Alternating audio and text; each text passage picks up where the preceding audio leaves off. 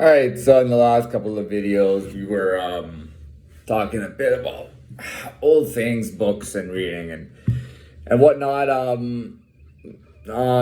think I've made my future very clear, at least my future expectations. I don't have a lot of things that I want in the future. I mean, other than a decent life.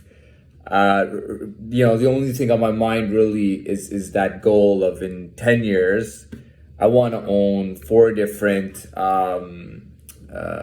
hospitality venues, breakfast, lunch, dinner, and then a beach club for the night. 20 years down the road, maybe my own five-star hotel, which means I would leave the venues and do just the hotel, or I could just sell all the venues and use my money to get the hotel. Um, Other than that, I have nothing for the future. And the past, over the last week, I've talked a lot about the past. And, what I wanted to talk about now was the actual now. Okay. And I remember before that week, I was kind of in the now. Then I went into the past, and the future. There's really not much put together in my head, so there's nothing really there. So I guess we'll go to the let's go to the present. So I don't. Sorry. There's one thing that I did expect, and then I didn't expect to be knocked out of the top 1%. That I was very comfortably sure about, being in the top 1%. And I am glad to be there. Um, Also, well, moving on. What else is in the now? So I gave a net worth figure, which is cool. Oh, sorry. I was supposed to open this video up by talking about how I had just hit over 10,000 views. First of all, I opened this channel on February 27th, right? So it's been under 2 months. And I've hit over 10,000 views, which is a good thing. And I'll be honest, I did not tell anybody that I have a channel.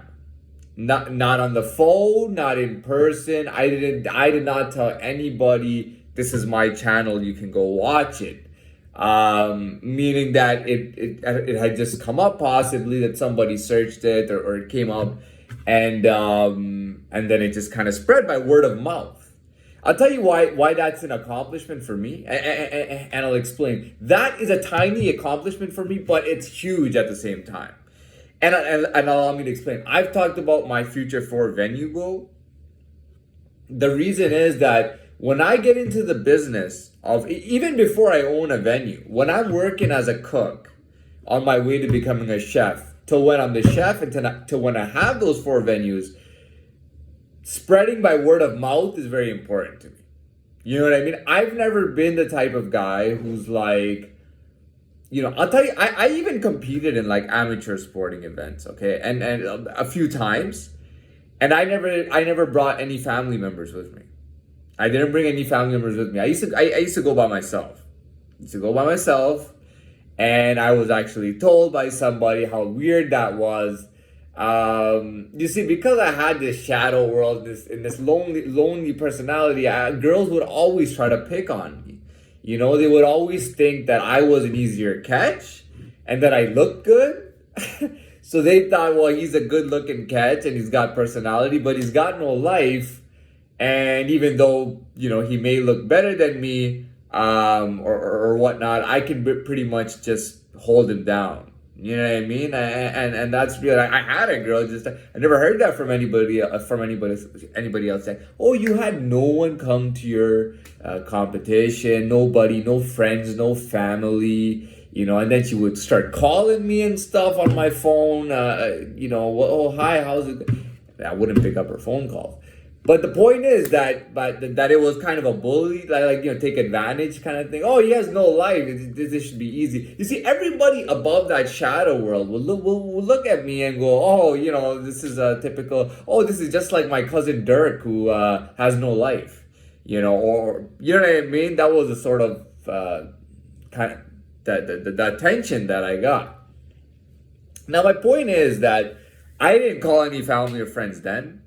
Even in seventh grade, I had basketball matches, and I never had any family members come to watch me.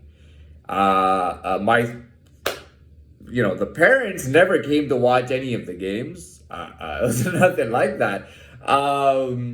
I was on the basketball team in junior high in seventh grade. I was on the starting lineup, and nobody came to watch me. I had other competitions when I was a teenager. When I was older, nobody came to watch me.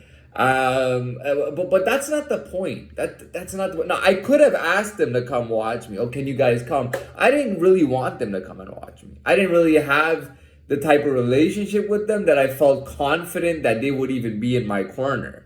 You know what I mean? I felt like if they came, they would just find a way to make fun of me after, which I thought would hinder my performance, because I thought I wouldn't be able to perform properly if they were there laughing in the crowd. Yeah, and I'm quite serious about that. I'm not joking about that. I was like, man, how am I gonna perform knowing that they're watching me sitting there laughing? And then when the fights, when the matches are done, they're gonna be going crazy with their jokes.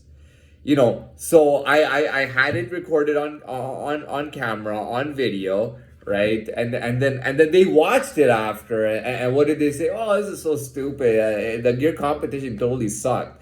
You know what I mean? That's what they came up with.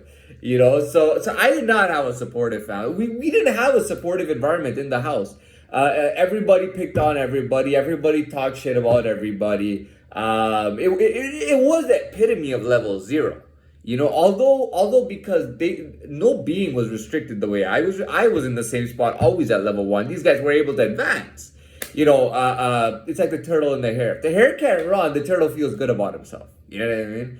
But when you get the hare running, I mean, forget about it, man. The turtle is not gonna beat beat the hare. You know what I mean? So going on, my point is that, to me, if I'm doing something, I need to feel like it legitimately, the work is good. I have to legitimately feel like I am good, and my stuff is worth it. I hate being favored. People just favor you for no reason. I hate that. You know what I mean? When they go, oh man, you just deserve this favor. And it's like, no. Don't give me that. I don't like that. I have to earn it. You know what I mean? And so, going forward, putting it with my future goal, let's say before I even own those venues, from the time I'm a cook to I'm a chef to when I own the venues to after to my 20-year goal, I want stuff to spread by word of mouth. I may call a relative, a single relative maybe, like a distant relative, not now, but I may have in the past, because we had similar personalities where both of us existed outside of this so-called family circle. And we didn't like the family circle, and that's why we enjoyed hanging out together for a little while, right? Like in Dubai, for example, I hung out with some a distant relative, for a little, not an actual relative, but we none of us liked hanging out with any of the family. So we went and hung out with his buddies, and that was it. Yeah, I mean, none of us liked hanging out with any of the family. We only wanted to hang out with each other, and that was only once. And he told me, he said, dude, I got no interest to go to Canada. I the only interest I had to go to Canada was to hang out with you and to see you. And now that I see you here in Dubai, I really don't give a shit about going to Canada. You know what I mean? That's what he told me. Anyways, moving on. So the point is that if I'm a chef, for example, or I'm the owner, I want my food, and I've talked about this, I want my food to be so good that when I make it, people go and start telling 10 of their friends. Now, I might open it in the first month, I only might get 10 customers in the first month. But at least when they eat it, they're gonna go tell, dude, there's this amazing place, man. It's so amazing. The service is great, ambiance, but the food is off the hook, man. This chef must be a genius. We talked to the chef, we talked to the owner. It's incredible. And all of a sudden now, my restaurant's doing good based on word of mouth. Based on people saying that there's a lot of quality in here, and people act like I understand that's not the best of that may be perceived as an evil personality trait, but for me, it is what it is. I don't feel anything. Like let's say tomorrow I went and I'm playing hockey for the first time, and I just put it in there. Let's say 10 people go, wow, oh my God, did you see him shoot that puck in there? Oh, he's amazing. I'm going to be like, All right, see you guys later. I'm not gonna stay there. I'm like, dude, I'm not into this shit, man. I'm gone. I want to talk about Superfly. If anybody remembers Superfly, so I watched Superfly, that infamous video that got like 100 million views. He's the black kid with the glasses, and there's a bunch of black kids around, right? And he goes to freestyle battle a black kid who actually knows how to freestyle, like well. Okay, so the kid spits his verse on Superfly, and Superfly's got glasses and stuff, and nobody's cheering for the other kid. Then Superfly says one like little basic thing. He goes, "Eeny, meeny, miny, mo, you're smaller than my toe," or something like that, something ridiculous. And the whole crowd of the guys, all the black kids go crazy. Whoa, whoa, whoa, whoa, whoa. You know what I mean? And the opponent's like, "What the hell is going on? This guy's not even doing. How is he beating me?" You know what I mean? Now, let me explain that to you. Let's get a little bit of background. Now, let's forget about the kids. First of all these kids are adults now, so there's nothing wrong with that, okay? But let's forget about the kids for now. Let's use this as an example, as a universal idea to kind of dissect, okay? Let's dissect the scenario. And I'll dissect it from my perspective. In my opinion, the truth is that all the kids that are cheering for Superfly, they don't, it's not that they like him so much that they want to cheer for him. It's not that they think he's so cool that they want to cheer for him. It's not that he's so popular and they feel obligated to cheer for him. It's definitely not that he's good enough to cheer for him. So why are they cheering for him? And I'll dissect this. And let's just put it in a universal idea. Like the same idea in like 100 scenarios, similar scenarios, okay? In my opinion, all those kids that were cheering were scared of Superfly. And because he was like a nerdy kind of black guy, they didn't want to admit, because they would kind of lose a lot of self-image by admitting that they were actually scared of Superfly. You know what I mean? And the last thing they wanted was an angry Superfly who just lost the match. An angry Superfly who just loses the match because of how terrible he is and how much better that guy is. And it's in front of all the guys too. And now they're scared because an angry Superfly is gonna be, there's gonna be chaos all over, okay? They're afraid of this angry Superfly, all right? It reminds me of like a very silly music video. I'm not gonna say anything about it, but it was a very silly music video. It had this silly little kid, I don't know what he was doing. He looked like a circus kid or like it was ridiculous. And he has a certain gang with him. And I remember first I'm watching, I'm like, what is wrong with these guys? I understand they want to use him, you know, to become popular. But what are they doing with this? I don't know why. And it's all these gangsters on there. They're wearing their colors and everything. And I remember looking at, you know, one of the tough guys, aka tough guys. He kind of takes a sip of his drink and he kind of looks around at the street, takes a little sip of it, almost a little hesitant, you know. And then you see some of the senior guys, and they look kind of scared on the camera. And then you see the young guys come in front of them dancing and stuff, you know, to kind of divert the attention. And I'm watching like, wow, you know what I mean? If you get somebody who can intimidate like senior guys of gangs and stuff, I'm telling you, nobody's gonna come close, man. Yeah, what is a bunch of black kids gonna do when an actual gang is intimidated? You know what I mean?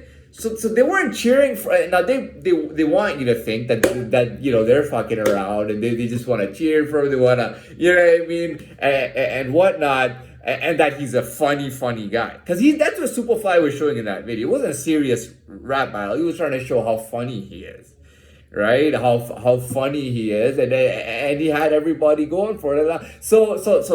But that's my dissection on it. That really is my dissection on it. You know. People wouldn't want to admit that one guy can cause fear in them. You know what I mean? People don't want to admit that. You know what I mean? But there are guys like that who can cause fear in entire communities by themselves. You know what I mean? Anyways, I didn't get to talk. I don't. Okay, you know what? Let me upload this and I'll start talking about another.